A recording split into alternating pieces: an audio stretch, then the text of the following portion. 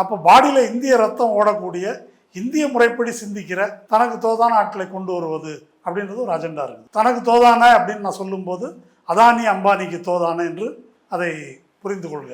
அப்படி நிர்வாக இயந்திரத்தை மாற்றி அமைப்பது என்ற அஜெண்டாவின் ஒரு அங்கமாகத்தான் ஆட்சிக்கு வந்த உடனே முதல் வேலையை மோடி செய்கிறது பிளானிங் கமிஷனை ஊற்றி மூடிட்டு நித்தி ஆயோக்கு கொண்டு வருது. சொப்பன் தாஸ் குப்தான்னு ஒரு இன்டலெக்சுவல் இருக்காரு.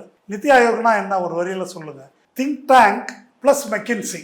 அப்போ பிளானிங் கமிஷனை போல திட்டமிடுதலோ அதற்கான அதிகாரங்களோ எதுவுமே இல்லாத நித்தி ஆயோக்ன்றதே லேட்டரல் என்ட்ரியில் வந்து ஒரு கூட்டம், அவங்கள அடங்கிய கூட்டம் தான் இந்த கொள்கையை வகுக்கிறார்கள். எந்த கொள்கையை?